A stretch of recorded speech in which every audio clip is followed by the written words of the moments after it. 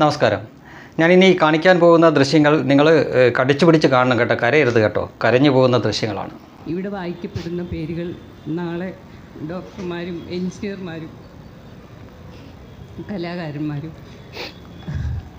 അധ്യാപകരൊക്കെ മാറേണ്ട മനുഷ്യരാശിക്ക് മുഴുവൻ ഗുണം ചെയ്യേണ്ട ആൾക്കാരുടെ പേരുകൾ. അല മുഹമ്മദ് ബഹ്ജത് അൽ അസാർ. 2, 3 വയസ്സായ ഞാൻ പറഞ്ഞില്ലേ നിങ്ങൾ കാര്യം തൊട്ട് 5, 6, 7, 8, 9, 10 ഒരു 15 വയസ്സ് വരെയുള്ള കുട്ടികളെ പറ്റിയാണ് നമ്മൾ ഇവിടെ ഓർക്കുന്നത്. സീന അബ്ദുൽ സലാം മെഹമൂദ് അലാഖ. 25 പേരുകൾ. മതി. ഇതിലും കൂടുതലൊന്നും നമുക്ക് സഹിക്കാൻ പറ്റത്തില്ല. കാര്യം ഇന്ത്യയിലെ തന്നെ ഏറ്റവും മികച്ച നടീനടന്മാരൊക്കെ ഇതിൻ്റെ പകുതി പോലും അഭിനയിക്കത്തില്ല എന്നാണ് തോന്നുന്നത്. ഇത് എറണാകുളത്ത് കൊച്ചിയിൽ പലസ്തീൻ ഐക്യദാർഢ്യ സദസ്സും മറ്റുമൊക്കെ നടക്കുകയാണ്. അവിടെ യുദ്ധം ഒരു സൈഡിൽ നടക്കുന്നുണ്ട്. അവിടെ കൊല്ലപ്പെട്ട 18,000 കുട്ടികളുടെ പേര് ഇങ്ങനെ വായിക്കുന്ന ഒരു ചടങ്ങോ മറ്റോ നടക്കുകയാണ്. അതിൻ്റെ തുടക്കത്തിൽ ആ സ്ത്രീ, അവർ സിനിമാ നടിയാണോ മറ്റെന്തെങ്കിലും മേഖലയാണോ എന്ന് എനിക്കറിയില്ല, അറിയപ്പെടുന്നതും അല്ലാത്തതുമായിട്ടുള്ള ആരൊക്കെയോ എന്ന് ഇങ്ങനെ പറയുന്നുണ്ട്. 18,000 പേരുടെ പേരൊക്കെ അവർ എഴുതി വെച്ചിട്ടുണ്ടെന്ന് തോന്നുന്നു. അത് വായിക്കുന്നുണ്ട്. ഇത് എങ്ങനെ കിട്ടി, ആര് കൊടുത്തു എന്നതൊക്കെ ചോദിക്കാൻ പാടില്ല, കഥയിൽ ചോദ്യമില്ല. ഈ പേര് വായിക്കുന്നവർക്ക് പലസ്തീൻ വരെ ഒന്നും പോകട്ടെ, കാശ്മീരിലെ പഹൽഗാമിൽ അവിടെ 26 പേരോളം ഈ അടുത്ത കാലത്താണ് തീവ്രവാദി ആക്രമണത്താൽ കൊല്ലപ്പെട്ടത്. അതിൽ ഒരു 2 പേരുടെയെങ്കിലും പേര് വായിക്കാൻ ഇവർക്ക് പറ്റുമോ? പറ്റില്ല. കാരണം അത്തരം പരിപാടി നടത്തിയാൽ ഫണ്ടൊന്നും വരത്തില്ല. ഇത്തരം പരിപാടി നടത്തിയാലേ ഫണ്ട് വരത്തുള്ളൂ. ഇവർക്ക് ഇതിനൊക്കെ ഫണ്ട് കിട്ടുന്നുണ്ടായിരിക്കാം, പക്ഷേ ഇതിൽ പങ്കെടുത്ത പലർക്കും അതിൻ്റെ ആവശ്യമുണ്ടോ എന്ന് പോലും ചോദിക്കേണ്ടിയിരിക്കുന്നു. കാരണം ഇങ്ങനെ ആരെങ്കിലും തരുന്ന ഫണ്ടിന് വേണ്ടിയിട്ട് വരുന്നവരല്ല ഈ ചിറ്റിലപ്പള്ളിയെ പോലുള്ളവരെന്ന് നമുക്കറിയാം. പക്ഷേ ഒരുപാട് ആളുകളെ ഇവർ തെറ്റിദ്ധരിപ്പിച്ച് വെച്ചിരിക്കുന്നു. തുടക്കത്തിൽ പറഞ്ഞു വെച്ചിരിക്കുന്ന ആ സ്ത്രീയുടെ പറഞ്ഞു വെച്ചിരിക്കുന്ന ലോകത്തിനെന്തോ വലിയ നേട്ടമുണ്ടാകുമായിരുന്ന, നാളെ ലോകത്തിന് ഗുണമാകുമായിരുന്ന കുറേ കുഞ്ഞുങ്ങളാണ് അവിടെ മരിച്ചു പോയതെന്ന് പറഞ്ഞ്. പലസ്തീനെ ഞാൻ കൊച്ചാക്കി പറയാനല്ല, ഇതുവരെ പലസ്തീൻ്റെ ചരിത്രത്തിൽ ലോകത്തിന് നേട്ടമുണ്ടാക്കത്തക്ക തരത്തിലുള്ള എന്തെങ്കിലും ചെയ്ത ഏതെങ്കിലും ഒരു ശാസ്ത്രജ്ഞൻ, ഒരു പലസ്തീൻ ശാസ്ത്രജ്ഞൻ, ഡോക്ടർ, എഞ്ചിനീയർ, ഈ പറഞ്ഞ പോലെ എത്ര എണ്ണത്തിന് നിങ്ങൾക്ക് കാണിക്കാൻ പറ്റും ഇത് ലോകത്തിന് ആ ഗുണമുണ്ടായി എന്ന് പറഞ്ഞ്? ഒരു അന്യ രാജ്യത്തുനിന്ന് ഒരാൾക്ക് അവിടെ ജോലി പോലും ഇല്ല. ഏതെങ്കിലും ഒരു മലയാളി ഇല്ലാത്ത രാജ്യമില്ല എന്നാണ്, സ്ഥലമില്ല എന്നാണ് പറയാറുള്ളത്.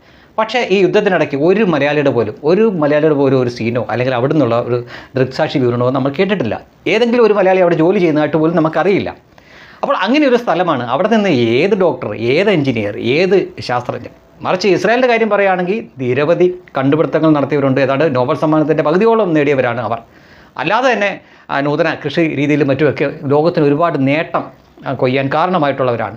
അവരെയൊക്കെ വെച്ച് ഈ കാര്യത്തിൽ താരതമ്യപ്പെടുത്താൻ പോലും പറ്റില്ല. കുട്ടികൾ മരിച്ചു, അത് സംഭവിച്ചു, അത് ശരിയാണ്. പക്ഷെ ആ ഒരു ഫീലിംഗ് മറ്റുള്ളവർക്ക് തോന്നാൻ വേണ്ടിയിട്ട് അവർ നാളെ എഞ്ചിനീയറാവും, ഡോക്ടറാവും, ശാസ്ത്രജ്ഞനാവും എന്നൊക്കെ തള്ളി മറിക്കേണ്ട ഒരു കാര്യവുമില്ല. അവർക്കതിന് എവിടെയാണ് നേരം? യുദ്ധം ചെയ്യാനും ജൂതനെ പോയി ചൊറിയാനും പെറ്റുപേറാനും അല്ലാതെ പലസ്തീനിലുള്ളവർക്ക് എന്തിനാണ് നേരം കിട്ടിയിട്ടുള്ളത് ഇതുവരെ? ഇതല്ലാതെ എന്താണ് അവർക്ക് വേറെ പണി? മതം പറഞ്ഞു, അതുകൊണ്ട് കർത്താവ് പറഞ്ഞു, അതുകൊണ്ട് ജൂതനെ അങ്ങ് മുച്ചുകൂടെ ഇല്ലാതാക്കണം. ഈ ഒരൊറ്റ ലക്ഷ്യത്തോടു കൂടി ജീവിക്കുന്ന ഒരു ജനതയ്ക്ക് വേണ്ടി നിങ്ങൾ എന്ത് പ്രകസനമാണ് ഇവിടെ കാണിക്കുന്നത്? ഇതൊക്കെ കാണുമ്പോൾ നമുക്ക് ചിരിയാണ് വരുന്നത്. നിങ്ങളുടെയൊക്കെ പൊള്ളത്തരമാണ് ഈ കാണുന്നത്. കൺമുന്നിൽ കാണുന്ന കാഴ്ചകളെ പറ്റി പറയാതെ കാണാമറയത്തുള്ള 3000 കിലോമീറ്റർ അപ്പുറത്ത് പോയിട്ട് പലസ്തീനിലെ 18,000 കുട്ടികളുടെ പേര് വായിച്ചിട്ട് നിങ്ങൾ ആരെ പറ്റിക്കാനാണ് നോക്കുന്നത്? വേറെ വല്ല പണിയും നോക്ക് കുഞ്ഞുങ്ങളെ. അല്ല, നിന്നെയൊക്കെ എന്താ പറയേണ്ടത്? ആരുടെ മുന്നിലാണ് നിങ്ങൾ പ്രകസനം കാണിക്കുന്നത്? ഒരു 10-15 വർഷം മുമ്പായിരുന്നെങ്കിൽ ഞാനും ഈ കാണുന്ന പലരും ഒക്കെ നിങ്ങളെ ഈ കാഴ്ചയിലൊക്കെ തെറ്റിദ്ധരിച്ച് സേവ് ഗാസ എന്ന് പറഞ്ഞ് നടക്കുകയായിരുന്നു. ഇപ്പം നമുക്ക് യാതൊന്നും തോന്നാറില്ല. മനസ്സിലായോ? പോയി ചൊറിഞ്ഞ് മേടിച്ചതാണ്. എല്ലാവർക്കും എല്ലാ സത്യവും അറിയാം. പിന്നെ ആർക്ക് വേണ്ടിയിട്ടാണ് നിങ്ങൾ ഈ പ്രകസനം കാണിക്കുന്നത്? ഇത് നടത്തുന്നവന്മാർക്ക് എന്തെങ്കിലും ഫണ്ട് കിട്ടുന്നുണ്ടെങ്കിൽ അതങ്ങ് വാങ്ങിച്ചെടുത്ത് പോക്കറ്റിലിട്ട് ഞം അടിച്ചോണം. ചിറ്റിലപ്പള്ളിയെ പോലെയുള്ള ആളുകളെയൊക്കെ പറഞ്ഞ് തെറ്റിദ്ധരിപ്പിച്ച് കൊണ്ടിരുത്തിയിരിക്കുകയാണ്. ഇതുകൊണ്ടെന്താ ഇസ്രായേൽ അങ്ങ് യുദ്ധം നിർത്തുമെന്ന് കരുതിയോ? നിനക്കൊക്കെ പ്രാന്താണ്. വേറെ വല്ല പണിയും നോക്ക്. ഇതൊക്കെ മനസ്സിലാക്കാൻ കഴിവുള്ള ഒരുപാട് ആളുകൾ, അതും ഭൂരിപക്ഷം ആളുകൾ ഈ ഇന്ത്യ മഹാരാജ്യത്ത് തന്നെയുണ്ട്. അതുകൊണ്ടാണ് നിങ്ങളുടെ സേവ് ഗാസ പോലുള്ള പഴയ ക്യാമ്പയിനൊന്നും അല്ലെങ്കിൽ ആളൈസോൺ റാഫ പോലുള്ളതൊന്നും ഇപ്പോൾ നടക്കാത്തത്. കാര്യം ലോകത്തിനറിയാം സത്യം. ഇനിയെങ്കിലും ഈ ഇരട്ടത്താപ്പും ഉടായ്പും പരിപാടി നിർത്ത്. കുറച്ച് കണ്ണീരും കാണിച്ച് മുന്നിലുള്ള കുറച്ച് ആളുകളെ വികാരം കൊളിച്ചിട്ടൊന്നും കാര്യമില്ല. ആ ഇരിക്കുന്നവരൊക്കെ ഇത്തരം ടീമുകൾ തന്നെയാണ്. അതുകൊണ്ട് അവിടെ ചിലവാകും, പുറത്തൊന്നും ഇത് ചിലവാകത്തില്ല കേട്ടോ. ഇത് 2025 വർഷം. ഇനിയെങ്കിലും ഇത്തരം തക്കിട തരികിട ഉടായ്പ പരിപാടികൾ നിർത്തുന്നതായിരിക്കും നല്ലത്. ആ തുടക്കത്തിൽ തന്നെയുള്ള ആ ഡയലോഗിലാണ് ഇവർക്കൊരു അവാർഡ് കൊടുക്കേണ്ടത്. നാളെ ലോകത്തിന് മാതൃകയാവേണ്ട ശാസ്ത്രജ്ഞർ, ഡോക്ടർ, എഞ്ചിനീയർ എത്ര പേരെ അറിയാം ഞങ്ങൾക്ക്? പലസ്തീനുകളായിട്ടുള്ള എത്ര പേരുണ്ട് ഈ പറഞ്ഞ കൂട്ടത്തിലുള്ളവർ?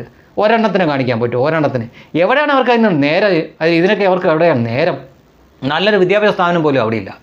ഉണ്ടാക്കിയത് മൊത്തം ലോകം മൊത്തം തേണ്ടി നടന്ന് ഇരന്ന് സേവകാശം പറഞ്ഞ് മേടിച്ച് കോടികൾ ഉണ്ടാക്കിയിട്ട് മേളിലും താഴെയുമായിട്ട് കെട്ടിടങ്ങൾ പണിഞ്ഞു വെച്ചു. അതാണിപ്പോൾ ഇസ്രായേലെല്ലാം തച്ചു തീർത്തത്. അവർ വെറുതെ ഇരിക്കുമായിരുന്നു. ഒരു ഒക്ടോബർ 7 അങ്ങോട്ട് വലിഞ്ഞു കയറി ചെന്ന് കാണിച്ച തെമ്മാടത്തത്തിൻ്റെ ബലമല്ലേ തിരിച്ചടിച്ചത്. ഇന്ത്യയോട് ചെയ്താൽ ഇന്ത്യയും തിരിച്ച് ഇത് തന്നെ ചെയ്യും. അതിനിവിടെ കിടന്നിട്ട് മോങ്ങിയിട്ട് ഒരു കാര്യവുമില്ല. ആദ്യം ഈ മതത്തിന് വേണ്ടിയിട്ട് കരയുന്നവരുടെ കൂടെ കൂടുന്ന നിങ്ങളും മത തീവ്രവാദികൾ തന്നെയാണ് എന്ന യാഥാർത്ഥ്യം നിങ്ങൾ എന്ന് മനസ്സിലാക്കുന്നു അന്നേ ഇത്തരം പ്രഹസനത്തിൽ നിന്ന് നിങ്ങൾ പിന്മാറത്തുള്ളൂ. അതുവരെ ഇത്തരം നാടകങ്ങളും പ്രഹസനങ്ങളും നടത്തിക്കൊള്ളും. ഞങ്ങൾ ഗ്യാലറിയിൽ ഇരുന്ന് മാർക്കിട്ട് തരാം.